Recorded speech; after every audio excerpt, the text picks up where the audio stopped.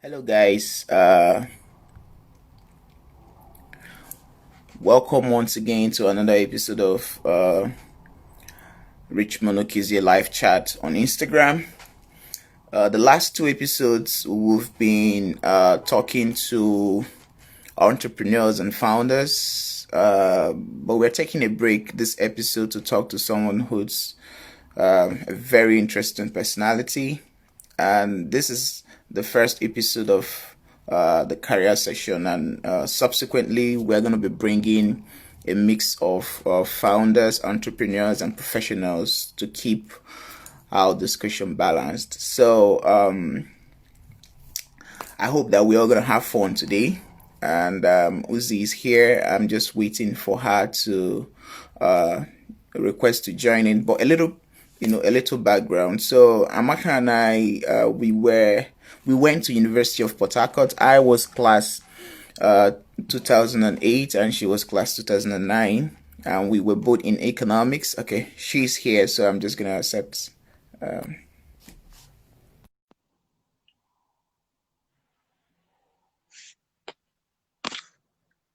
just waiting for her to connect. Okay. Hi, can you hear me? Yep, I can hear you. Can you hear me? Yeah, excellent, excellent. Okay. So welcome. I'm very excited to have you. I mean, we speak every day, but this is this is different. So I was just giving a bit background how we know each other, and that we both went to the University of Port Harcourt. We studied economics. I was class '08, and you were class '09. But we weren't really very close in school. We got closer after we left the university, but you were always an interesting character, and sort of everyone knew that you know um, you were the bright kid in class. So since then, we've been relating from one thing to another, and I'm hoping that you embody what a lot of ladies aspire to be academically. You embody what a lot of people consider to be success. So we want to find out today how your journey has been, um, what are some of the successes and failures you've encountered, and how you did it. So I think that we should start with an introduction. Let's get to meet you. Okay. Hello, everybody. My name is Uzoamaka Nduka, and I'm 27, and I'm from Imo State, Nigeria, but I grew up in Port Harcourt. And I did my secondary school education in Air Force Comprehensive School in Uyo, and I came back to Port Harcourt to do my BSc. So I finished in 2014, served and finished in 2015, started my master's 2016, and now I'm in my third year of PhD actually. So should be rounding up next year. The journey is almost there. So yeah, it's been quite a ride, but now we are there.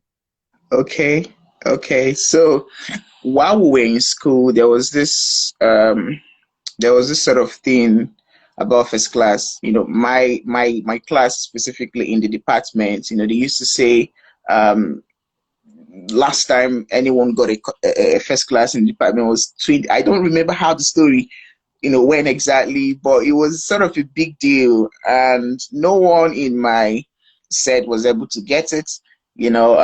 Some people came close. There was this guy, Joseph.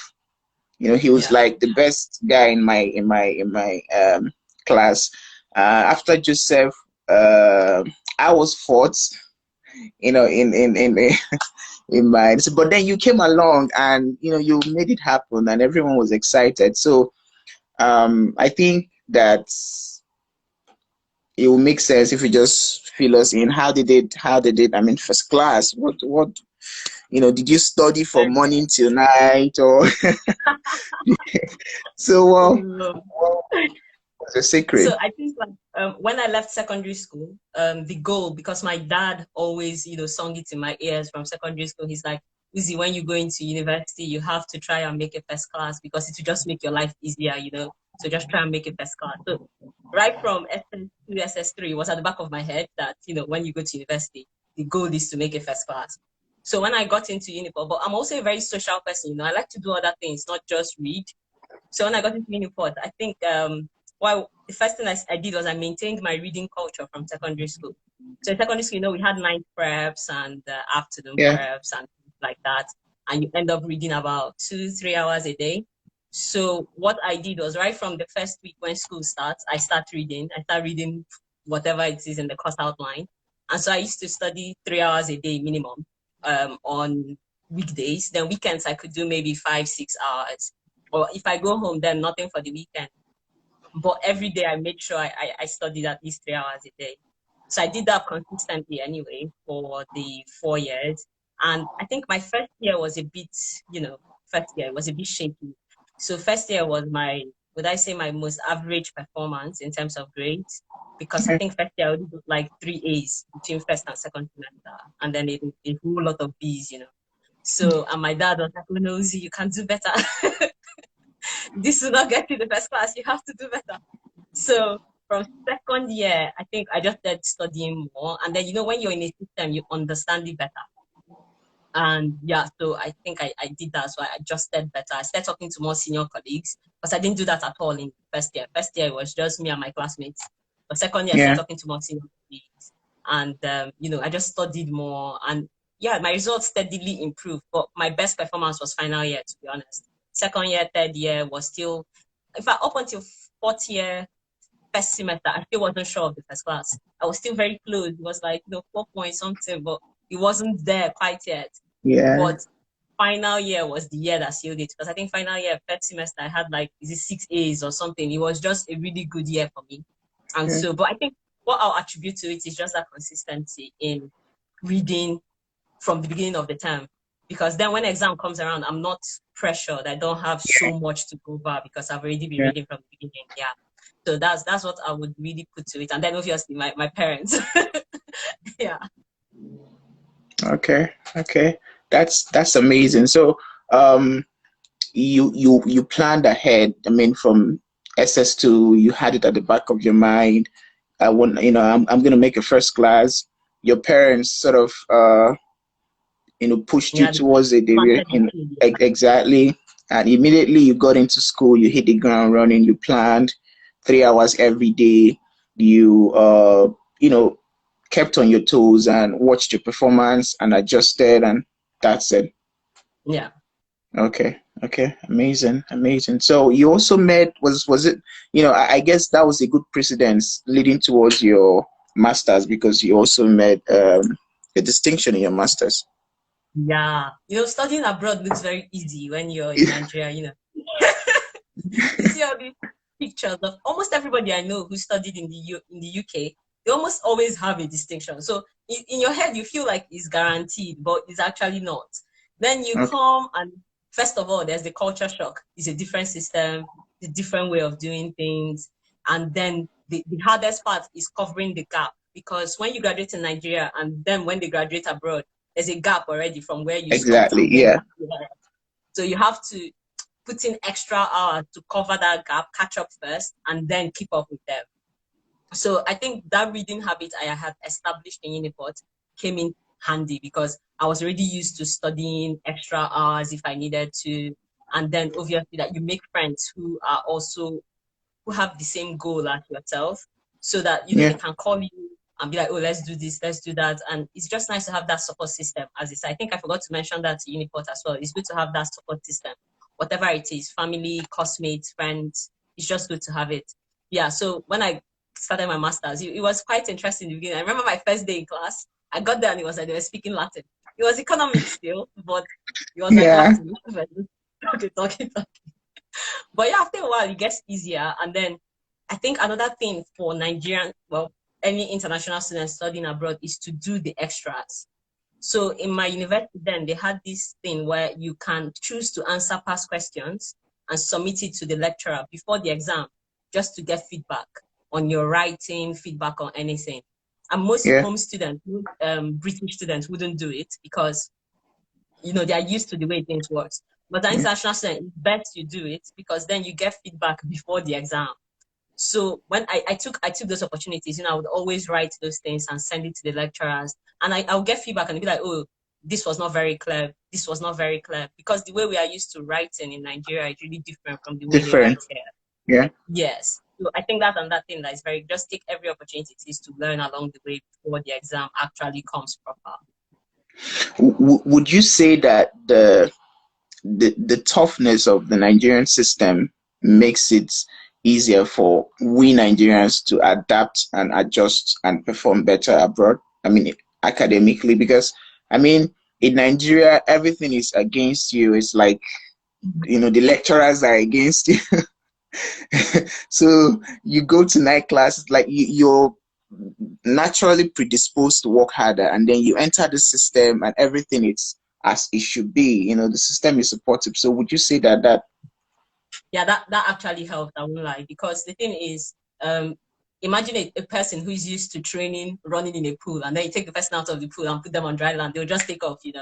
So I exactly? think if as a Nigerian student you already have that work ethic, that very strong work ethic and all that, if you come to a system where, like you said, everything is in place as should be, you have resources at your disposal, it makes your life considerably easier, and then you're already used to going the extra mile.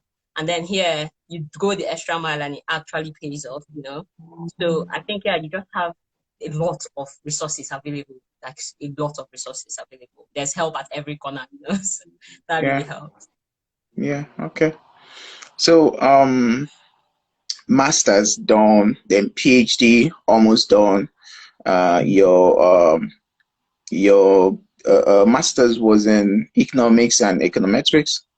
Yeah, it was. We're only like Okay. 12 students in that class, to be fair. 12 students who were Okay. doing econometrics. Yeah, we're very few.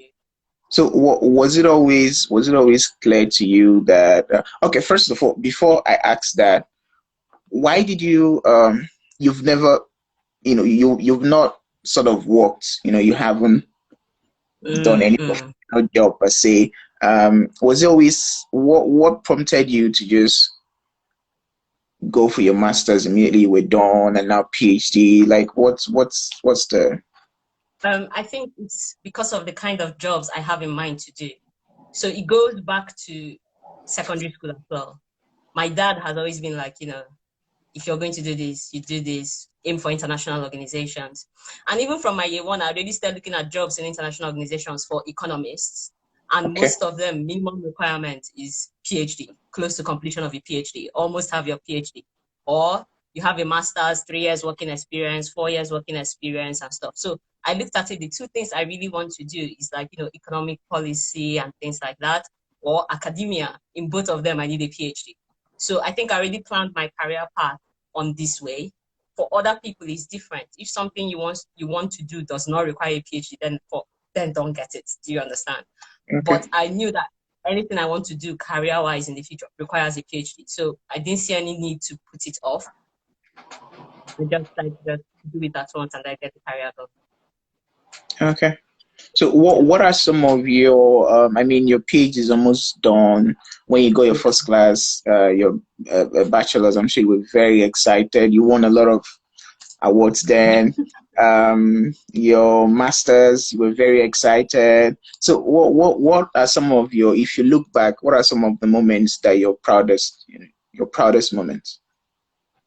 I think it would be first secondary school, because I won this CBN scholarship. So CBN had a scholarship when I was in secondary school. They had this 50 years anniversary scholarship for SS3 students. And so I participated and I was the best in South region. So we were six of Oh, us that got this scholarship. So one person from each geopolitical zone, right? So okay. that period I was really, really happy about it and I was quite excited. So I think if I was to go back in time, that would be one of my, favorite moments. Yeah. Okay. Okay. So that speaking of, now that you've started thinking about scholarships. So what makes you, one of the things that I think makes you embody what a lot of people look up to is the fact that you've had scholarships. You've literally, BSc, masters, PhD. you know, so you got the PhD, the CBN scholarship. So you got this CBN scholarship for bachelor's. That took you Yes, from yeah, year one to final your year, final. yeah. Okay. Is that still on now? Or it was No, no, just no. So it was meant to be for 4 years. And then I was in contact with them, like, throughout because one of these things, you have to send them your academic progressions yeah. as you go along. Yeah, so I was in contact with them. And then when I was in my final year, there was the possibility of them sponsoring my master's and stuff like that. But then the bureaucracy was, a bit too much and everything. And so my mom was like, just keep looking by yourself, look for other places. And yes, I did, and I Mm. got an admission and with a scholarship. So it worked out fine in the end. Okay. So you were already from secondary school. This your performance in the first class in your bachelor's already shaped Yeah, the foundation for you to get the master's scholarship. yeah, So, yeah. but That's true. Now that I think about it, it's like a okay, it's like a building block. Yeah, yeah. exactly. So the my initial question was the PhD scholarship. Like, do they still offer it now? Oh I yeah. mean, the CBN, Wait, sorry, wait. CBN? No, no, no, no. CBN one, it was a one-off scholarship. It was one of. just to celebrate their 50 years anniversary. So I guess that Okay, was like I was lucky because I was in SS3 as at the time it happened. Yeah, it's a one-off thing. okay. Then, how did you get the master's scholarship? Was there, I mean, besides your academic record, was there anything It was else? a lot of searching. Like, I think I spent a lot of time online just searching, searching, searching. I think for my master's, I think I applied to more than 30 schools, if I'm thinking correct. It was okay. Yeah, I applied to a lot of schools. But the one thing I did, which I think, like, if anyone is listening and they're looking for master's application, is I avoided agents.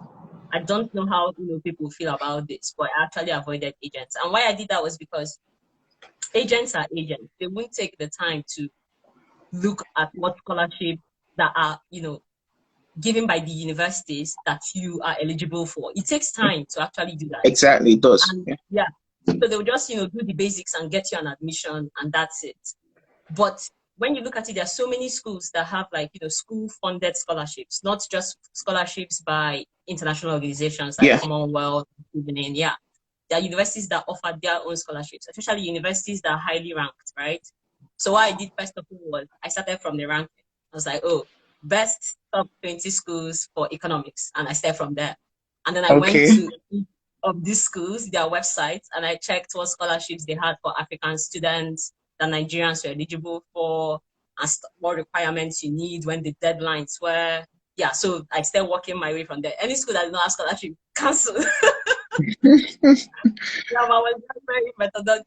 I was particular about that because I didn't want to have so much pressure on my parents for Yeah. paying the fee because they're quite a lot. Yeah, so that's what I did. I actually went through school by school by school and I narrowed them down and I just started applying. And you already had your documents in order. You had English test. So here's the thing, right? I think to begin with, if you're graduating from any Nigerian university, just try and get all your documents from them. Even before, during service, before service, whatever it is, get all of it. Another thing, I think probably luck plays a role in this. When I was graduating was when Unifor just put in the law that as you're graduating, you're getting your certificate. So I got everything at once. There was no waiting. Yeah. And then during NYSC, I wrote TOEFL, I wrote GRE, and no, I didn't write GMAT. I wrote just GMAT. I wrote just GRE and TOEFL during NYSC. So by the time I was almost finishing NYSC, I was ready. I had everything ready. All I needed then was just to sit down and start searching. Yeah. And what do you think that your score in both did the GRE play a part in your But evaluation? the GRE is mostly for American schools. And Okay. yeah, UK schools don't need GRE. Most of them don't. Yeah. So the GRE was mostly for American schools. And American schools are a bit more peculiar. Your GRE score would matter depending on what you're going to study. So if you're going to study economics, the quantitative part of your GRE matters. And if you're going to study and maybe they will not really focus on I see someone asked the question, something about a transcript request. I'll get to that question later. So that was that about the GRE. But your TOEFL, most schools will have a cutoff. You Yeah, have to yeah, meet. yeah. Yeah. So that's what you look at. So during your search, because you just mentioned American University, so you were searching both in the in the US, Canada, UK. You were Yeah. searching everywhere. Yeah. How do you remember how long it took you? I mean, it must have been exhausting every I day. remember. I think it was every day. I had a number of hours every day that I used to search. Yeah, I Wow. think I had a window like 3 hours a day. I just sit down and I look through the internet because it's tiring. It's quite exhausting to actually look for, schools and scholarships. And application is actually quite draining. And so, I mean, you've done it. You know how Yeah, long it yeah, takes. yeah, yeah. I did, man. So, I did. yeah, so it took some time. Yeah, it took quite a while. And then obviously when you then narrow the schools, some of them have different things they need. And then you have to Mhm. like work on them as well. Some scholarships as well have different requirements. For some scholarships, you don't need to make an extra application. Once you apply for the admission, they'll look at your admission and then while some Automatically you have to, consider you. yes, some you have to get the admission first and then apply. I mean, Yeah. funny story. My master's scholarship application, I applied on the day of the deadline because for some reason there was a delay with the admission coming through, and the admission came through on the day of the deadline. And I applied on my phone because I was in the car and it came through, and I was like, okay, I just Yeah. have to do it on my phone then. So I did it on my phone.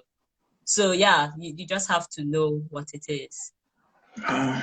Okay, yeah, the question about the transcript request. Yeah. Would We'll come take, to or do you want question. to take the questions? We can take them later. So Right. people reach out to me a lot on scholarship. Every time people reach out to me, how do I get a scholarship in Canada for this call? So there is this for people that are not very familiar with how the process works. They think there's a secret to it, a secret, how to go about it, and you just get it. But it's painstaking, like it's exhausting. There is no secret. You have to search and search and search. But before you do that, you have to prepare just like you did, get your documents to get at least the basics. So did you ever look at Germany or this tuition free No, country? no, no. I didn't look at the tuition-free countries, to be honest. I think I actually really then became aware of them after I had started my master's, and then I would get questions Okay. from people about like Norway, Germany, Yeah. schools like that. But I didn't look at them while I was applying. Okay. Okay. So your PhD funded. Yeah. Did you do you I mean, if you were asked, would you consider this to be the most, in terms of value of the scholarship, in terms of, this is like the most because it's for. This is the biggest one. To be fair, this is the biggest one. And PhD scholarships work in different ways. So there are the scholarships that the schools offer, and they offer it to like PhD students. Oh, and I must add, PhD scholarships are the most, should I say, easiest to get. Relatively But easier to get. relatively easier to Demand get and than supply. demand. Exactly, there are fewer PhD students than master students than Yeah. BSc students. So there's more funding for PhD students because they are fewer in number. So there are different ways you could search for a PhD scholarship. If you're really particular about the thing you want to do, like I want to work on this and this is all I want to work on, then the best option is to apply to schools that have general PhD funding.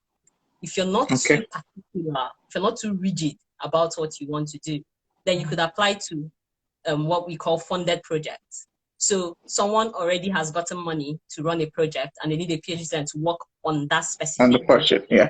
Yeah, so you just apply to be on that project. And so I went for the second option because I wasn't too rigid on what I wanted to do. I knew it was going to be around international trade. I knew it was going to be about using like firm level data, some econometrics and stuff. So I wasn't rigid. So I applied to like, funded studentships. So I didn't make the general application. So with PhD, you have a bit of flexibility. Okay. So how, in terms of competitiveness, was it, how many did you have to search so much, or, I mean, for the PhD? That was actually the one I spent this time on searching. Okay. So yeah, PhD is different. I felt it was different for me, to be fair. one thing, obviously, like your grades has to be good. PhD scholarship, they don't really care about your general master's qualification. What they care about is your score in your master's dissertation, because that's the part of your master's that is research based, and your PhD is research based. So they really care about your research abilities.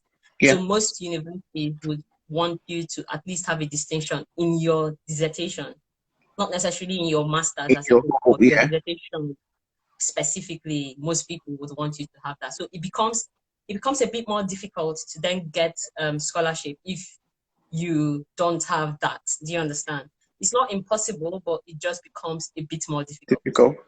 Yeah. How about for instance, my master's was project based. It wasn't research. I did my master's in information technology. So what we did was we built a web application for a client.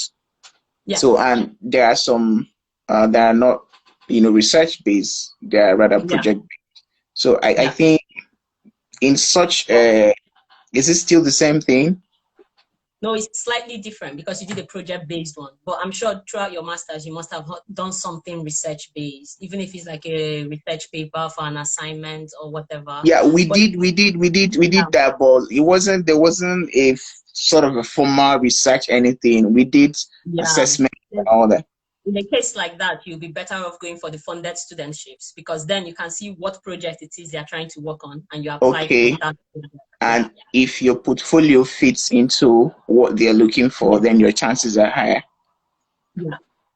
Okay. So a lot of people have, in my interactions with people, I've noticed, especially in Nigeria, a lot of people have masters, not necessarily from abroad, but they've done their masters in Nigeria, and most don't know that they have a higher chance of getting scholarships to do their PhD abroad. Others are not so sure, they know, but they are not so keen on pursuing it because of think about coming up with the proposal, what they're going to study and all that. Yeah. So in terms of proposal now, how did you, was that your first time writing proposal? You did the research? And it was actually my first time writing a research proposal. Okay. So, as usual, everything starts from Google. So I went to Google first, and I'm like, how to write a PhD proposal? And so many templates came up, and I read through them, and I saw I saw that, because initially I thought it had to be very long. I think that was the one thing that was putting me off. I was like, I don't have time to write 5,000, 8,000 word document as a proposal. But then I saw it could be 2,500 words, it could be 3,000. In fact, most universities will tell you to keep it to a maximum of 3,000 words. Okay. Yeah. So that was the starting point. Then, because I was then applying to projects, I wasn't applying generally.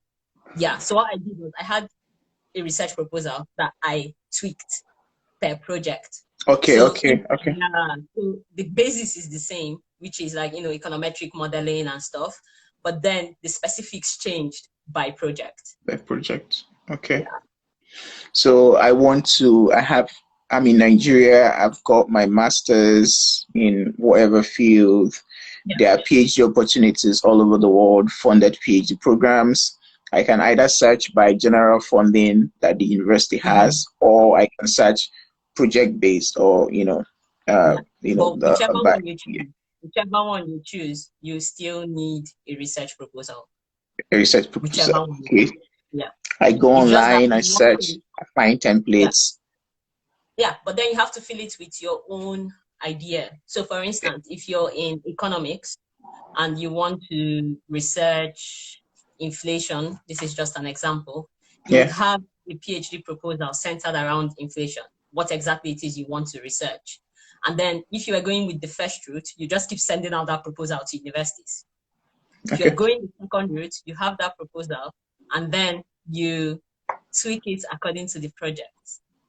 You go to one place and it's like, oh, we are looking for a PhD student in economics who has, strong interest in researching macroeconomic terms, who wants to research about external debt and stuff. You just go back to your list and change it a little bit to fit that. Exactly, to fit that. how about the part of reaching out to potential supervisors? Does Wow. that come into play in both instances? No, it doesn't. So some places, Canada is notorious for this.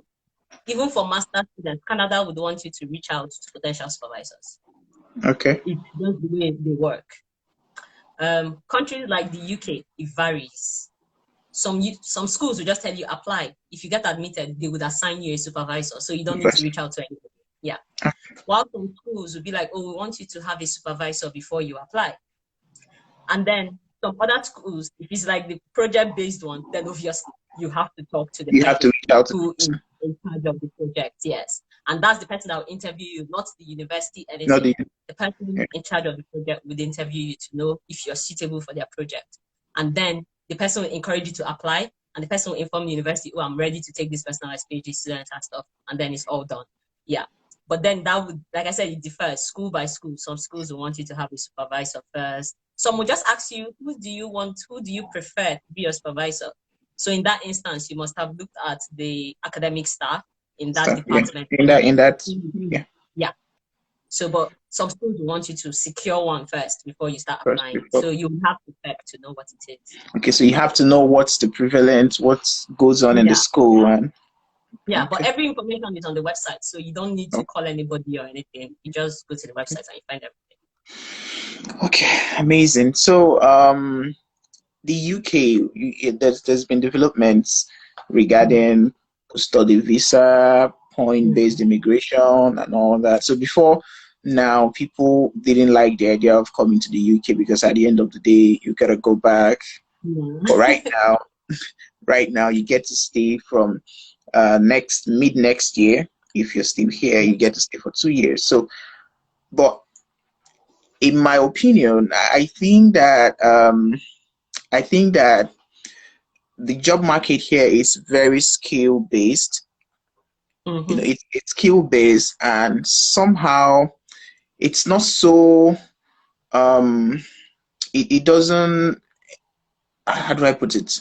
There's this systemic thing towards people who don't have UK experience, which is the case, for a lot of people that are coming to school here. Yeah. So if you're coming to school here and you don't have any sort of professional experience in your field, and your field is not a specialist field Yeah. in terms of very highly skilled Yeah. field, IT. yeah, not Yeah. things like banking and finance, those. So if you don't have the UK experience, it does not um, help the person. However, considering that they are looking to open up, with the whole post Social what visa. post Brexit thing, they are looking to open up the Yeah. economy and change. So, what's your opinion? What do you think? What do you think is going to be for people who are coming into the country to look for jobs, to study rather look for jobs? I mean, staying extra 2 years does not necessarily guarantee that you're going to get something. I mean, I've been Yeah. here and I know what it's like. So, do you think it's going to change? I mean, I think it might improve. Why I say that is because when I was doing my master's, most of the companies they were reticent to hire people because they have to pay for your visa sponsorship. So it made it narrower. And then also they had this what they call it now, where if a British person is qualified for the job, the EU law, yeah, yeah. So they had that as well. So they had all these little layers that kind of worked against international students. So I yeah, think the first layer that has been broken in that is no more, having the company want to sponsor your visa first and stuff. yeah. So now you get that 2 years, and so you can make as much as applications as you want. Because before you had to only apply to companies that could sponsor that visa, So and they were few yeah, of them. Yeah. So now you could apply to everyone. So I think the second one then would be what you talked about, the UK experience. And I think the best way to do that is, so during your master's, you're allowed to work 20 hours a week during term time. Out of term time, you can work full time. So whatever it is, I think people should try and get a job during their master, even if it's like 10 hours a week, whatever it is you're doing. But now here's the advice. Most people come with a different mentality. they come and they're like, oh, the only jobs, you can do. I think it's maybe things we hear in Nigeria, they're like, oh, the only job you can do is you get a job in Burger King, or you get a job in McDonald's, or you get a job in that. That's not necessarily not the case. All the times I worked during my master's, I worked in an office. I worked in an office because that was all I applied for anyway.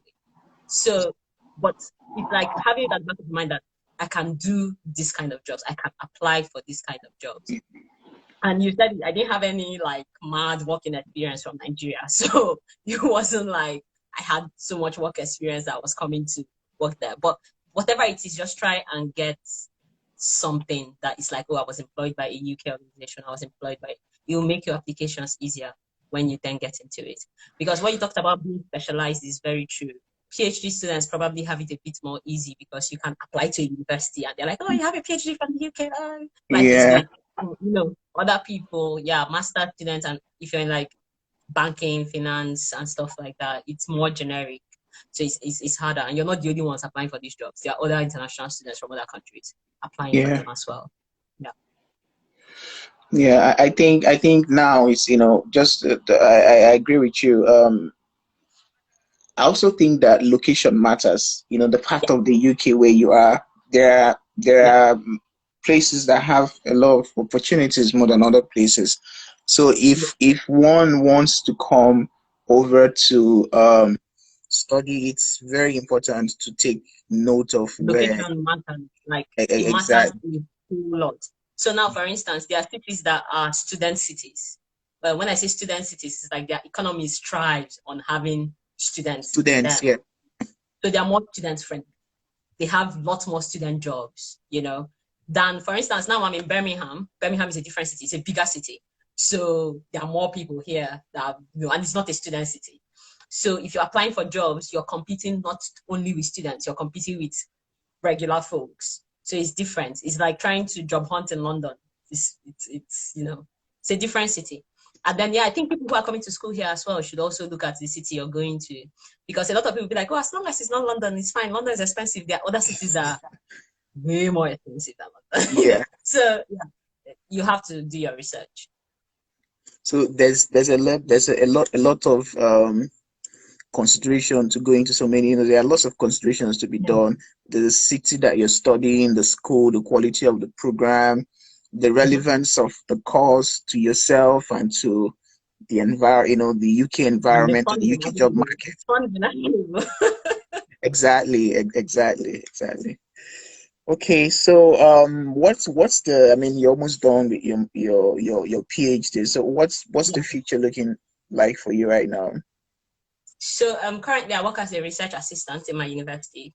Okay. Um, so me and my supervisor, we talked about it, and my second option, this is my second option because I've already said my first option. My first option is like, those jobs with international organizations.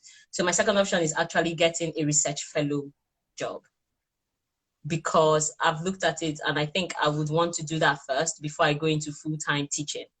So I would rather do more research than teach. So a research fellow position or a postdoctoral position. But my first choice still remains like, applying to the IMF, the World Bank, Yeah. WTO, those people because they always have a lot of economic, junior economist roles and stuff. And by the time I finish my PhD, I'll have all I need to apply. So that's where my target is, for the now. Okay. Okay. That's amazing. What's the difference between I mean your PhD, your research assistant. So postdoc in terms of the scope of the research that you do, is it just the scope? I mean postdoctoral or fellowship and Yeah, it's different. Postdoctorate, you're fully employed, you're a staff.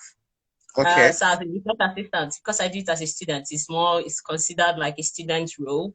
So especially in economics, it will be hard to see someone who already has a PhD work as a research assistant. It will be really hard. It's mostly PhD students that do it. So a postdoctorate is like you finish your PhD, you just need time to do some research and very minimal teaching. And so you get into a postdoctorate field, and sometimes you're attached to a particular research project that you help with. Yeah. And I was gonna ask that. So the school already has, an area yeah, that they need you to work on yeah, from time to yeah, time. So yeah, exactly. Most postdoc, I share an office with a postdoc. I've not seen that guy since last year. he never comes around. He just works from home. Never seen him. Yeah. Okay. Okay. So this has been amazing. I'm almost exhausted everything I wanted to ask you. So what let's talk about Nigeria a bit. Yeah. I mean, with the way things are in the country right now, especially you're a lady, so Mm. for people who are either about to round up university or the ones that just finished youth service, and Yeah. the opportunities are not there job wise. The ones that Mm. are there are highly competitive. Oftentimes they end up with jobs that they have to do just to get by. Not that this is their Yeah. dream job or whatever. So what would you tell someone in that position that has dreams of um just dreams of either growing as as a professional in their chosen profession, or dreams of pursuing a business, or what do you think are some of the skills that they need to how do you think that they can navigate and make a better life for themselves? So I think first of all, you need IT skills. No matter what it is you're trying to do, you need some digital skills. It's the world has become that world that you cannot, you know, be that successful if you don't have basic IT skills. So I think whatever it is you're doing, like try and develop those, even if it's just thinking around a laptop or so, but get very, be above average IT skills. And I think the second thing is to broaden your horizon. Sometimes we get very fixated, especially if you're in a system and it's like, this is what it is, this is what it is. You get very tunnel vision. You're only seeing this, you know. But if you broaden your horizon, if you know that there are so many opportunities out there, especially if you're talking about women, there's some things you will see and it's just, oh, if you're female, there's more advantage. If you're a female from Africa, oh my God, there's even more advantage, you know. So I think people should start looking outside Nigeria if you want to. It's not by force, but if you want to. So, and Google is the easiest place to go to. Just Google whatever it is. Things will pop up. It will take time because I don't think there's anybody that's actually sat down and compiled a list of everything that you can just go and click through. So you have to actually just sit down and put in the work. But then it also depends on what you want specifically. If it's like, business, there's so many business fellowships like for entrepreneurs, startups, funding for, women in Africa, and sometimes you need to change your focus as well. Sometimes you get fixated on, oh, I want to do this thing and it is this thing and it is this thing. But then if you look at it, maybe there's funding for something else that you might be good at. So also keep your options open. Don't be too close-minded to things. Okay. Okay. So as much as they can, they should attempt to look at opportunities outside of the country, acquire the skills that are relevant in Yeah. today's world. Data analysis, computer programming, different languages, digital marketing. There are skills. I've seen people in Nigeria that uh, someone got a job recently in Edinburgh. Uh, he he um he he's a database designer in Yeah. Nigeria. Helped a university. He was integral to setting up the whole database system for university in Nigeria. And he got a job in Okay. Edinburgh, and they sponsored his visa and everything. So Yeah. in terms of jobs, there are skills that are, intercontinental. It doesn't matter Yeah.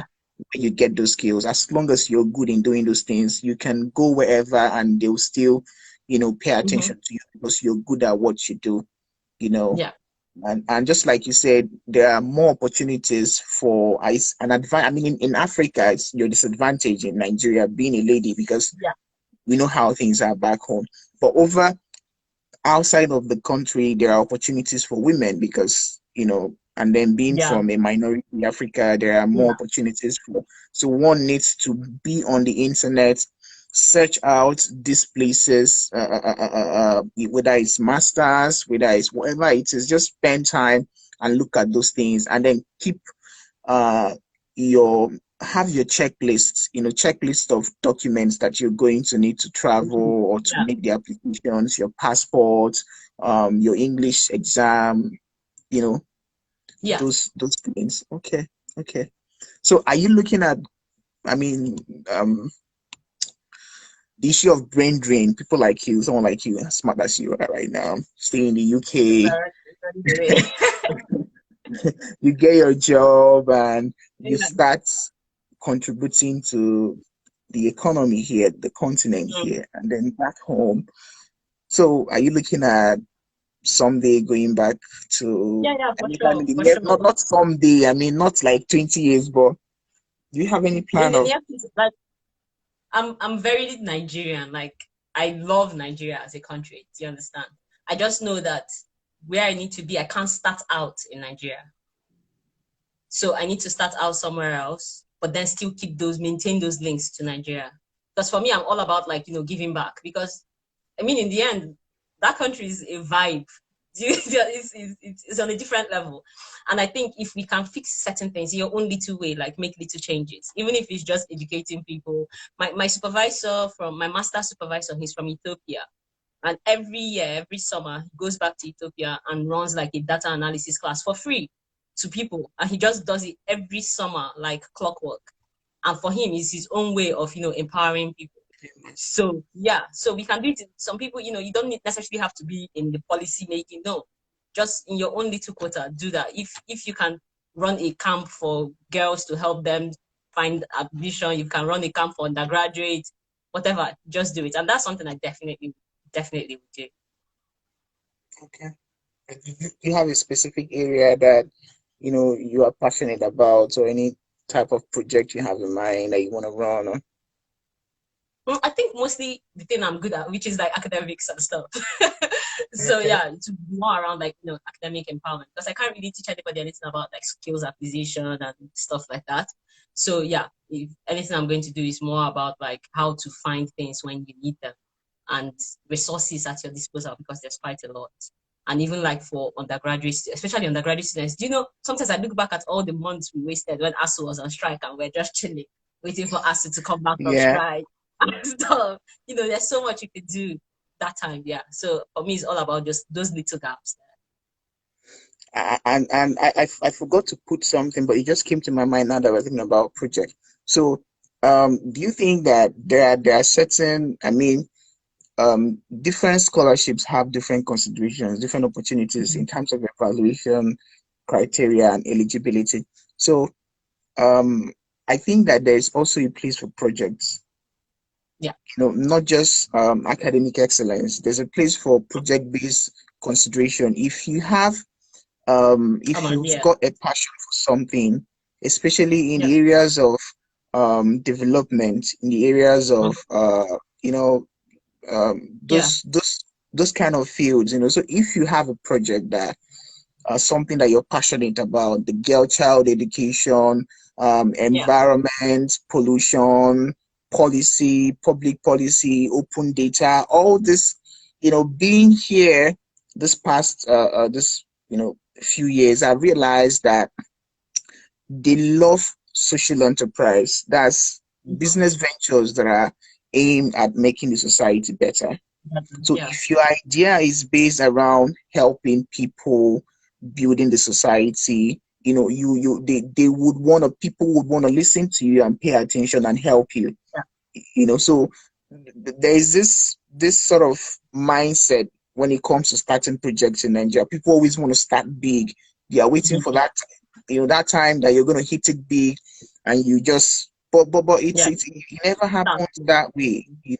So you have to look for a way to the least possible way that you can start your project and then Mm-hmm. document it. This is the area of social media. Whatever you're doing, you put it online, you write about it, you document it, try and give it a structure. If it's to register as an NGO, whatever, but transparent, document it. Someday you might need to put all that. It doesn't even have to make sense. Sometimes Yeah. they just want to see initiative, that this is True. how your mind works. I mean, you didn't have the tools, the resources to start this, but you did something. So someday Yeah. you might need to put that together to support your master's application or your PhD or something. Things That's so like true. this Mandela fellowships that Yeah. look for. Because I actually did the yearly program, and I was meant to do the one in Ghana, but then I think my PhD came up, so I wrote to them and they switched me to the online one. So I think if you find anything that's free, I mean, I know we don't have a lot of money to throw around. So if you have, there's so many things for young African leaders. There are things for youths in Africa, youths in Nigeria, and some of them are online based, and you do this stuff, and the next time you have another interview and they're like, oh, so what have you done regarding this? You can be like, oh, that time I was part of this, that time I was a part of that.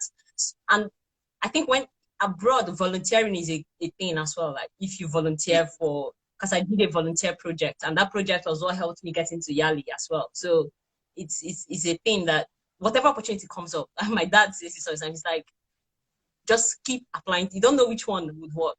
Just any opportunity that comes, try to grab it. If it works, it works. If it does not work, fine. You have that under your belt as an experience. Move on.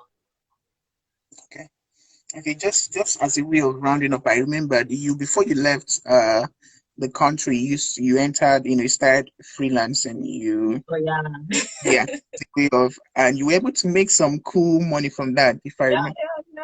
I did actually. I got into freelance. A friend of mine got into freelancing, and then he told me about it. He was like, "Oh, is it like, oh, we should do this, we should do that." I was like, "Okay, I'll try. I have a laptop, I have internet. Let me try." And so I registered on some freelancing sites like freelancer.com, Upwork, Fiverr, Elancer, all those ones. So I registered, and initially it was hard. It was like, why am I not getting any jobs? But then I think I said, okay, so I used to watch TV a lot in Nigeria, a whole lot. From certain time to certain time, I'm watching TV. I mean, I watch Telemundo huge. So I'll sit down from 3 or 3:30 or 4:30. I can't remember when they start. And I'll watch till 7 or 8. So I used to do that is I'll have my laptop with me. As I'm watching, I'm applying, I'm bidding for jobs or freelancers. I'm watching, I'm bidding for jobs. And then slowly, someone will give you a chance, someone will give you a chance. But the thing is that you learn very fast that you have to be as dedicated as if you were working in a physical location. Yeah. If you were to have a project with someone and they said, oh, we need this ready by tomorrow, and you commit to tomorrow, then you have to deliver by tomorrow. If you need to work extra. At some time, there was a period I was working with an Australian, and the mad time difference between Yeah, the Sydney and time Nigeria. difference. I used to be awake up until 3 a.m., 4 a.m. because that's when it's their morning and stuff. So you make sacrifices like that. But it's been good for me, to be honest, because it's been really good. It's been good. So what specific there are some skills that are more on demand than other skills. What were yours? What skills were you? So initially I started out with academic writing. And then from that, I started moving more towards customer service roles, like virtual customer service roles, more still economic research and stuff like that. But now I do more econometric modeling because it pays more. So I do more of that now. I rarely do any It's more more skill. writing. Yeah, because you need specific econometric things and stuff. But I don't do any more writing, like normal writing, because it pays less. But I've moved on from that, but some people do. I think the most easiest ones to get are probably customer service roles. So how do they work? Customer service, is it like virtual assistants or So you know how what? you go on some websites and a thing pops up and it's like chat with us and stuff. Okay, chat box, yeah. Yeah, most of those people who are replying to you are in their houses somewhere. So I've done some of those projects where you're like the person behind the chat box, or you're just responding to emails from customers. And the thing about customer service roles is that they are ongoing. So if you're looking for a steady source of income, they are more the best way to go rather than one-off projects. Okay. So yeah. So But then obviously you need basic typing skills because you have to be able to come typing skills. You have to be good with Microsoft Word and Excel for some places. And yeah, there are so many applications they use, but you get used to them as you go along. So for instance, I've worked with Zendesk, stuff like that. I didn't know this stuff, so I said that I didn't even know they existed. But you do a project with someone and they're using Help Scout, you learn Help Scout. And then the next project is like, oh, we know someone Zendesk, well, you learn Zendesk. and stuff like that. So you just keep progressing, but you learn a lot and you stay on your toes. And I think it works really well if you're in Nigeria, because if you're in Nigeria, you're earning in a foreign currency. When you exchange it back to Naira, you're actually making a lot of money. I recently did a project like last month with a Nigerian boy. He's actually from Port Harcourt, which was the coincidence was weird. And we did the project for like a month. And in that month, he would have made like 500K because he's in Nigeria. When he does the exchange, it's like 500K. So yeah, freelance is actually it's a huge deal. It's a big deal, but it takes dedication. Like you have to be dedicated to it. I think most times people get it's almost time because they cut it off once it's 1 hour. But just as a way Okay. of the issue with I've discovered with freelance because I tried it myself and I couldn't get Yeah, a hand of it. So people, that's always the thing. People want to just get in, start no, getting jobs and start making money. You know, no, they get in, and sometimes the user friendliness of the interface and getting is like yeah, LinkedIn. Most yeah, people really they don't know how LinkedIn works because the whole thing. So yeah, you get in, you spend time, you persist, and yeah. then you And it's not there's free. I suppose That I okay. think another thing I should mention is that it's not free to use these sites because I know Nigerians sometimes like to tilt towards things that are free. Okay. You pay for these sites, there are subscriptions you pay. If you want to use the free version, it's so limited. Like they give you very limited things that doesn't really make sense. So Okay. you pay for these things. I think what I did was I had a 30 days free trial, and then I made sure I got my first job in like 30 days. And then I used Pay that for to it. pay for the subscription. Exactly. But my sister actually did it, and my sister paid from the get-go. So people do it different. Yeah. And my friend who introduced me to freelancing, all he does now is freelance full time. And, and, and that's it. He does freelance full time. Yeah. And you introduce your sister too. I introduced my sister and I introduced another friend. And that friend I introduced actually went to Yemen to shoot a video. He's a videographer. He got a job off a freelancer that took him to Yemen to cover like some events and stuff. And he edited some videos for like DJ Khalid and stuff. So he's doing well because he's into Just very technical from stuff like from there. videography. Yeah, yeah. Yeah.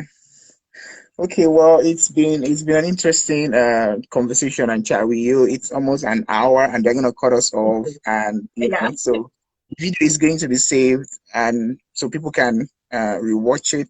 And then I'm Yeah. gonna call you after now, so we can talk, and I can get some of the facts right because I would like to put it up Yeah. on the And also website like for. some of the links because I think some people want the sites. So I'll just like give you some of the links to put up as well. Yeah. So I'll put it up on the website and they can go there and read it and all that. So it's been interesting, and you're also a very accessible person. Yeah, I In case am. anybody wants to reach out to you for anything, I mean, Yeah. you're very busy, but Yeah, if you just send me a DM, I would definitely respond within 24 hours for sure, but I would respond, yeah. okay, okay. So thank you a lot for the opportunity, and I would love to talk to your sister. I don't know if you've been able Yeah, to. I'll get her on board. She has a different uh, set of experience than I do, yeah. Yeah. Exactly. There's a lot to learn from all this world of experiences. So, and you're Yeah. very popular. I mean, like everywhere I put you up on Twitter, I put you up on LinkedIn, and people are like, Yeah, you people that know, know me, yes. yeah, My that's so secondary it's school people, I've been seeing them, my that university folks, yeah. amazing. It's amazing. So thank you a lot, Amaka, and for the opportunity. And hopefully we'll talk again. I mean, when you get the job, whatever, Yes. 6 months, 1 year, we're gonna come back and we'll talk about how the journey has been. So No thank you worries. a Thank lot. you. Thank you for having me. Thanks everyone for tuning in. All right, bye. All right. Bye.